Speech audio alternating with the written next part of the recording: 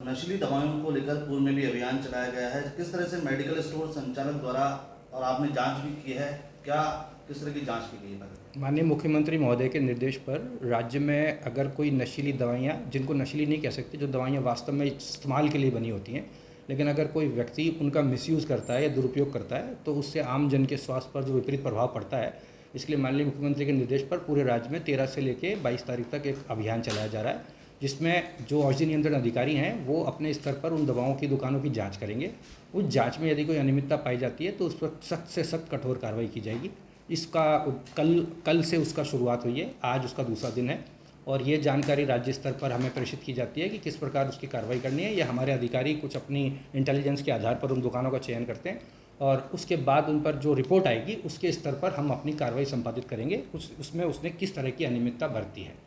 और मामला भी सामने आया है, जो नाबालिग बच्चों द्वारा नींद की गोलियां ली गई है, किस तरह से नींद की गोलियां ली गई? पूर्व में इस पर कार्रवाई नहीं हो पाती थी, लेकिन अभी हमने दुकानों पर सीसीटीवी कैमरे लगवाने के बाल संरक्षण आयोग के निर्देश हैं, तो हमारे अधिकारी जाके उस सीसीटीवी से भी मॉनिटरिंग करते हैं कि उनके नहीं रहने की अनुपस्थिति में यदि कोई ऐसा कार्य हुआ है तो उस पर भी सख्त से सख्त कार्रवाई की जाएगी। अच्छा, जिस मेडिकल स्टोर से दवाई ली गई उस मेडिकल स्टोर पर क्या कार्रवाई की जाएगी? बिल्कुल सख्त से सख्त कार्रवाई की जाएगी।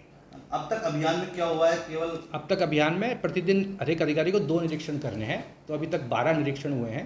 अब उनकी रिपोर्ट जब मेरे पास आएगी, उनको नोटिस देके जो भी ड्रग एंड कॉस्मेटिक एक्ट के तहत सख्त से सख्त कार्रवाई वो संपादित की जाएगी। क्या नजर आ रहा है? विभाग की कुछ सांठगांठ कुछ नजर आ रही नहीं, है? विभाग ये कहना बिल्कुल गलत है। विभाग स्तर पे अपने स्तर पर कार्य करता है और ऐसे अभियानों से सावचेती बढ़ती है और मैं आम जन से भी रिक्वेस्ट करूंगा कि वो ऐसी किसी दवाई को लेने केमिस्ट के पास नहीं जाएं। डॉक्टर का पर्चा हो तो लेने जाएं, जिससे उनके खुद के स्वास्थ्य का भी बचत हो और हमारा कार्य भी संपादित हो। अच्छा, मीडिया कवरेज के बाद या किसी तरह की शिकायत के बाद ही विभाग कार्रवाई क्यों करता है? नहीं, ऐसा बिल्कुल कहना नहीं है। माननीय मुख्यमंत्री महोदय जब से सरकार आई है पहले दिन से सक्रिय हैं और आप देख पा रहे होंगे राज्य भर में इस तरह की कार्रवाई हो रही है और ये एक सतत प्रक्रिया है, इसको हम आगे भी जारी रखेंगे। पूर्व में भी करोड़ों की नशीली दवाओं का मामला सामने आया था, ध्यान हो तो आपको? हाँ, वो मेरे से पूर्व अधिकारी थे, लेकिन उस पे जो भी पुलिस में या नारकोटिक विभाग में, इसमें समझने की बात ये है सर कि जो दवा के प्रमाइसिस के भिन्न ये कार्रवाई होती है वो हमारे स्तर पर कार्रवाई संपादित नहीं होती है। उसके लिए पुलिस ही प्राधिकृत अधिकारी है, हम उसके लिए प्राधिकृत अधिकारी नहीं है।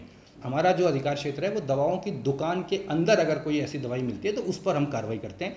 अगर दवा की दुकान जिसके पास लाइसेंस नहीं है वहाँ पर उसने कार्रवाई की तो उसका कार्य पुलिस को करने का है, वो पुलिस संपादित करती है।